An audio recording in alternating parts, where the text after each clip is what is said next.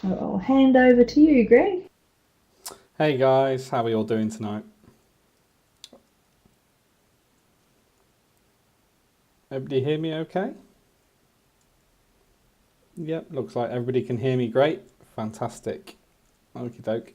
Well, hello from the UK. It's 1 a.m. over here. I know it's 7 p.m. over in Chicago, so a little bit of a difference, but I'm still awake, so all good. So, okay, we'll jump straight into it then. So, my name's Greg. I'm a designer and illustrator. I run my own freelance company called Phoenix Studios, and I'm really thrilled to be here today. Thanks very much to Shani and Dan for hosting. If you guys are on social media, you can check me out at Phoenix Studios on Twitter, Instagram, Behance, or you can check out my site, phoenixstudios.co.uk. So this has been my little journey so far, and kind of starting all the way back in 2001 makes me feel extremely old. I started as a digital designer, and over time I've just been doing more graphic design and illustration as my kind of journey has gone on. And during that time I was working for clients, working for agencies and startups as well. But during that time, I always tried to kind of like focus on my own personal work at the same time, and I'm going to touch a bit on that during this presentation. So this is actually a selection of my work. A lot of it is more of my recent work, I would say, and I'm a big believer in creating your own personal work to try and fuel your creative career. And my work generally kind of revolves around really vibrant colours, music, rock and roll, any of that kind of stuff I'm really into, and that's what I try and infuse in all the work that I do.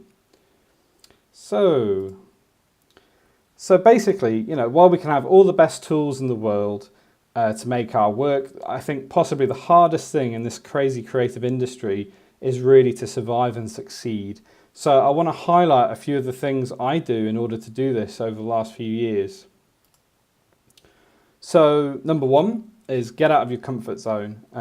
You really have to do this if you want to try and be successful in this industry. You really have to get out of that comfort zone. So back in 2014, I was a full-time digital designer. I'd been creating websites, icons, social media graphics for years. That's what I was doing for years. I was a senior designer at an agency, and I was doing okay. I was doing all right. But if I was honest with myself, I was really proud of the work that I created, but I wasn't completely satisfied, and I wanted to try and expand the kind of work I was doing. So, ultimately I actually decided to go freelance. So going freelance, to try and kind of like cultivate other clients, especially like the kind of clients I wanted to go after, I started creating little personal projects. So this is actually my first personal project from a couple of years ago, called Soccer Hotshots. And the idea behind that was to create little adverts that kind of looked like they could have been produced by Coca-Cola, McDonald's, all these kind of big name brands. I'd always wanted to work with them. So I thought I'm going to try and put all these little ads out on social media and see what happens. So I put them out on social media, and ultimately the response from these brands was really good. They were like, "Oh, this is really cool. This is really awesome." But ultimately, they didn't come to me and say, we want to work with you. Not yet anyway, but hopefully one day they'll get in touch with me. But, what was really strange is that, and kind of like interesting at the same time, is that someone actually did get in touch with me. And that was the Rugby World Cup. Now, this is kind of like a big tournament over here in the UK that we had this year. Last year even. And, they got in touch with me back at the end of 2014. And they're like, well, can you do any kind of illustrations for us? We'd like some illustrations to be created. Now this time, I was doing a bit of illustration, but I was more of a digital designer. And what I've been trying to do in my personal work was create illustrations. So I was kind of like, am I up for this kind of job? It's a massive job, a big challenge. And this kind of leads me on to point number two, is like sometimes you just got to take risks. Oh, somebody's lost the audio. I don't know. Can you still hear me, Roxanne?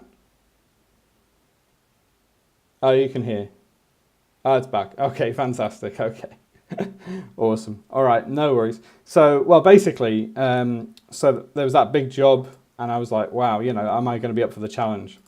And so this led me on to kind of like thinking, well, ultimately, to kind of succeed in and survive in this industry, you really have to take risks. If I was honest with myself, this was a big challenge for me. So I thought, right, I'm going to start by creating some player illustrations. So this is Dan Carter from New Zealand. And I had this kind of idea that I wanted it to look like he was bursting through this invisible wall with all these shards breaking off of him. And I sent that off to the client, and they said, this is really cool, but ultimately we can't actually use this because we can't use a player for this particular sort of tournament. It has to be a bit more generic. We're not allowed to use them because of the, it looks too much like him and we can't get the licensing for that. So I was like, okay, fine. So I went back and I produced a more generic player, but this time with ticker tape kind of coming off of him. And, ultimately I was really happy with how this looked. This is exactly kind of like the look I wanted from this. But I sent it off to the client and they said, this is really cool, but ultimately, it's a bit too much detail. We're going to be printing this quite big. And at that point, I didn't really know where they were going to be printing it. So I thought, okay, I'm going to go back, and I ended up coming up with this version. And this is actually the final illustration that was, going to be used. So what I did is I actually tied this into the hoop graphic that they had for the tournament.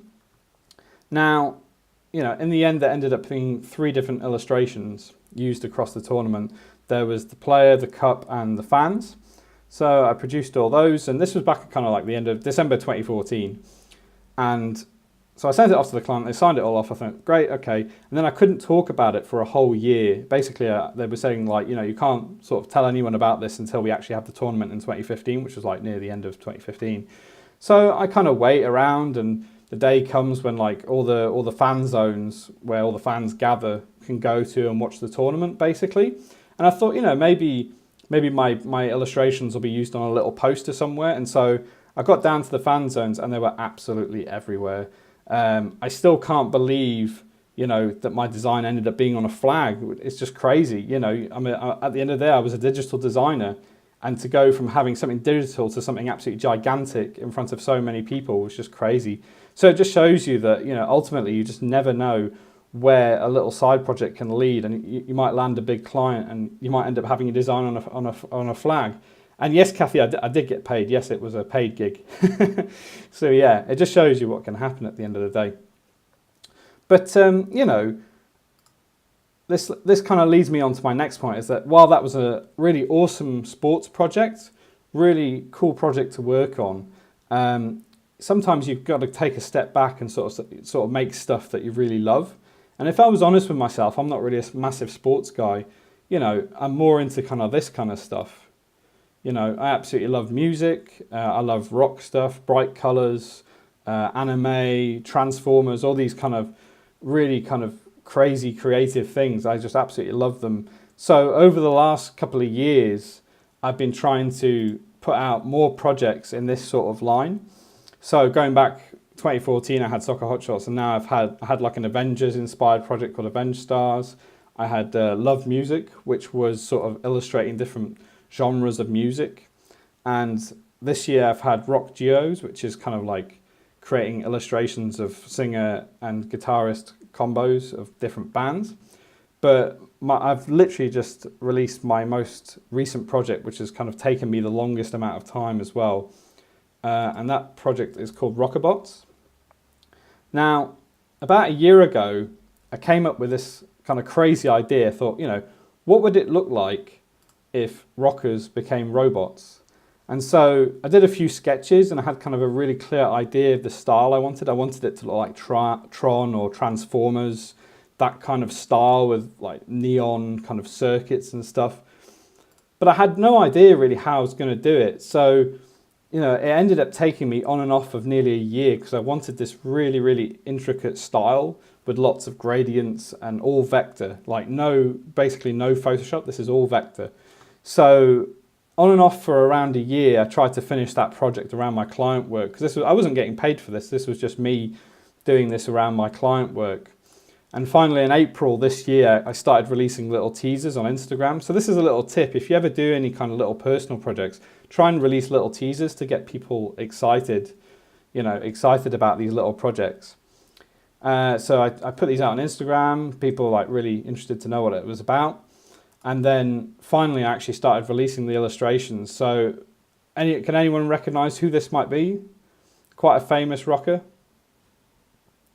Yeah, that's it. Yeah, it's Slash, of course. Yeah, from Guns N' Roses. Absolutely awesome. I love Slash. So he was the first one I illustrated, and I went into quite a bit of detail trying to get all these circuits looking right. And this is all vector. There's no Photoshop. I haven't kind of scanned anything in. I drew it point by hand, and it took forever to kind of do. So that's the first Rockerbot. Then we got the second Rockerbot, which is you might recognize this guy as well. Anyone recognize who this might be? Well done, Phil. Yes, it's James Hetfield from Metallica. That's the one. Yeah, I absolutely love James. One of the best bands in the world. So yeah, again, I wanted to go into kind of a lot of detail into this particular, illustration, and just making sure I spent a lot of time on the hair and the beard as well. I'd never done a neon beard before, so it's kind of a first for me, illustrating all this stuff and trying to get the details looking human but robotic at the same time. And then finally, this is actually a English rocker. I don't know if many people might know who this is. Any guesses? From quite a famous UK rock band. No, it's not Sid Vicious, although it could be. It could be. No, this is actually Matt Bellamy from Muse. I don't know if you guys know Muse. I absolutely love Muse. Seen them several times.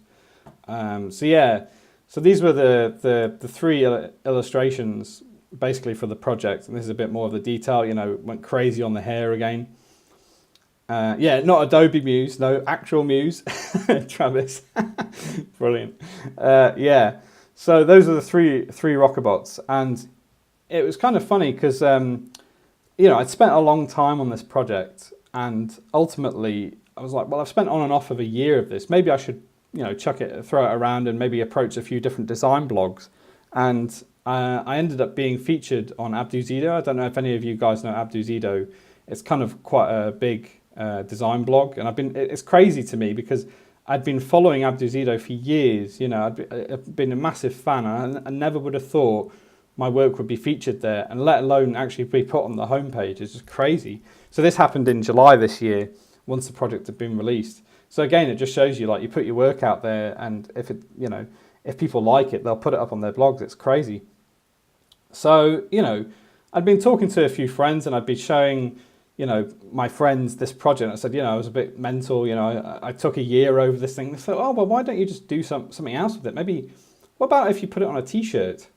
I thought, oh, that's kind of interesting. Maybe I could put it on a t-shirt. So in Photoshop, I just kind of mocked it up on a t-shirt. I thought, oh, yeah, that's kind of cool. It kind of looks quite interesting and quite different. I've not really seen anything like that before.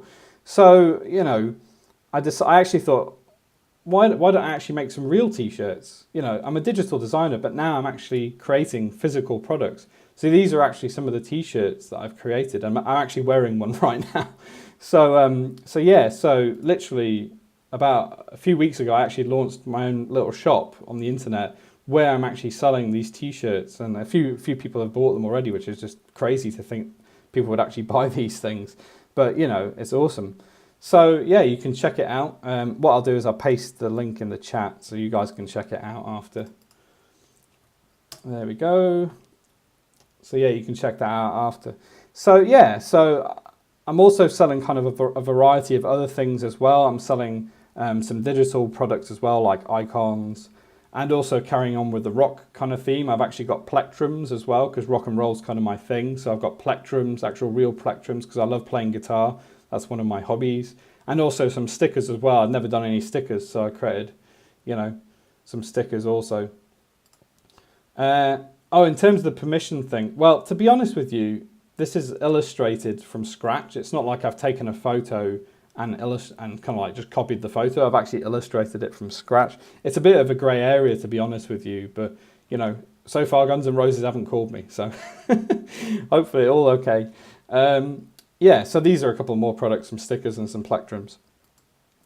And so I suppose to wrap up, those are the three main tips I can give you. Really, is like, to survive and succeed in this industry, you have to really get out of your comfort zone, do personal projects, and make sure that you create stuff that you can try and get some attention from people. And then also taking risks. I never thought I'd be working for the Rugby World Cup, and that my work would end up on a flag. That's pretty crazy. And then number 3 is just make things you're really passionate about. Never forget why you're doing this creative stuff. Make stuff that really rocks. Great, cool. And so thanks, guys. Thanks very much for your time.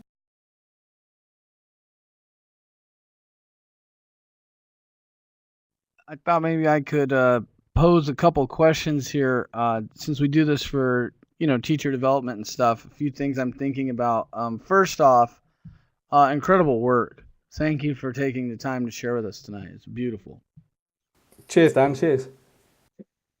Yeah. So I'm wondering, for you, how did you get started into this? Like, did you have a teacher or somebody, or what? How did you get started? It's a strange one. I did go to university, college basically, back in 2001. But at the time, the web was really young and nobody really knew what they were doing. So that's how I started. But a lot of what I do is very much self-taught. I've always tried to teach myself things and learn my own way. And I think that's kind of quite a really good solid piece of advice, is you can follow all the tutorials, you can go on all the lessons and stuff, and that's great as a kind of a foundation, but you've got to try and do your own thing and try and learn it yourself as you go along. That's a really important thing. Now, through that process of kind of learning on your own, what would you say was kind of the hardest or the biggest challenges that you ran into along the way?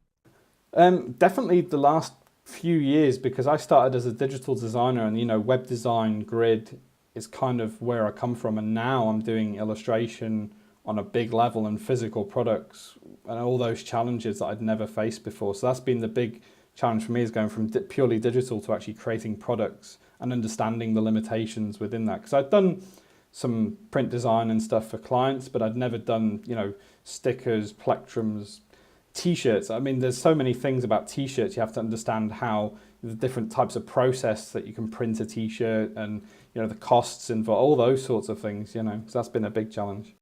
Kind of almost like the business side of being a designer. Yeah. It is. It's great to be creative, but if you don't understand business type stuff, it can be very, very challenging. Yeah, that's like Russ just said, the fatheads thing. We do some of that stuff in our classroom to take the kids' work, and put it into physical form in some way. And even just that printing process, from Photoshop to the paper is, somewhat challenging at times.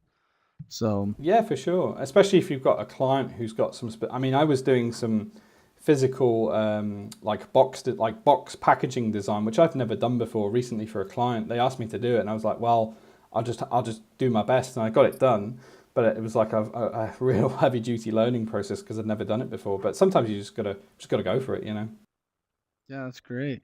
So what kind of advice would you have for a teacher?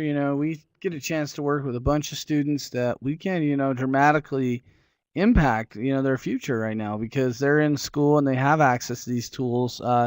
It's not like you and I when we were growing up and the web was still trying to figure out what that even meant.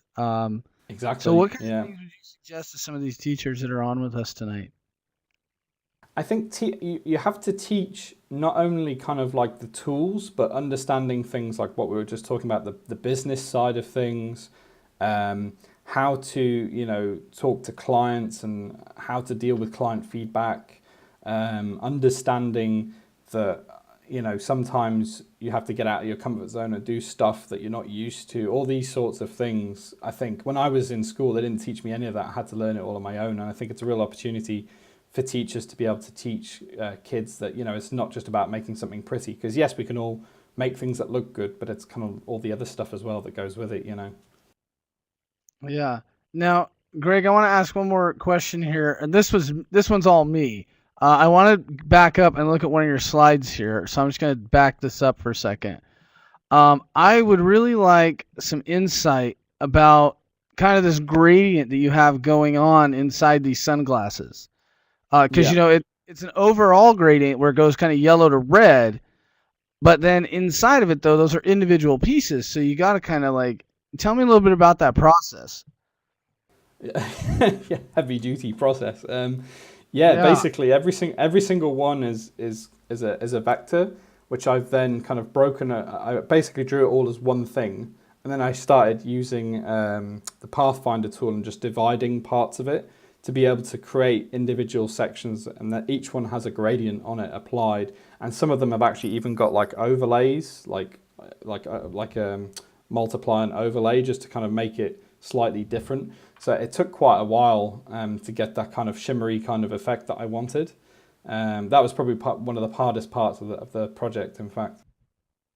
Yeah, because when I saw that gradient, I was curious. So those are actual individual gradients on each of the Yes. shapes, but then Yep, they're that's it. measured so that they kind of fit together. That's it exactly. Wow. And I heard you mention the Pathfinder.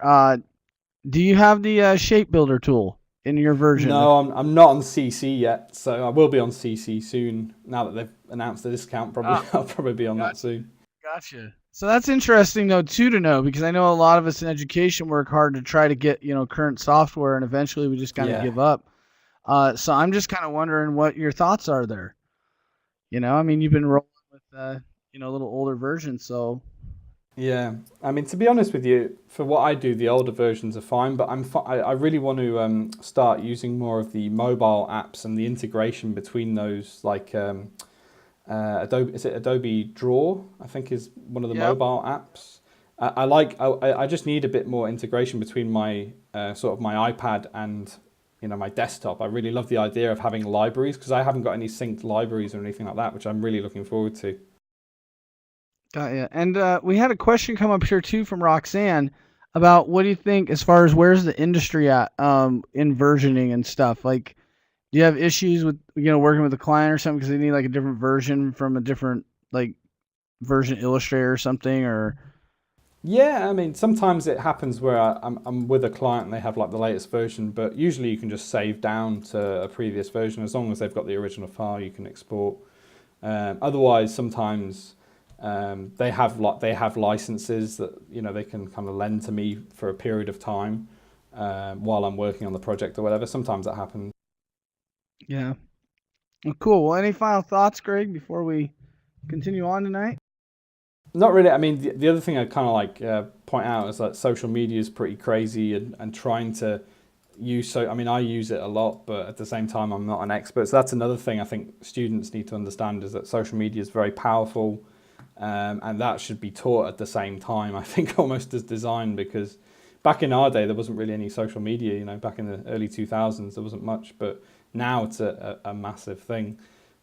So yeah, if you guys want to kind of check me out on Behance and Instagram, that would be awesome. I'll just paste my links in. Yeah, no, that's great. So that's Greg from Phoenix Studios giving every teacher a perfect industry reference that we need social media in our classrooms, right? Yeah, well, That's that and business for sure. Oh yeah, absolutely. Very good. Well, I'm happy to hear all that, Greg, and we appreciate your expertise tonight. Thanks, guys.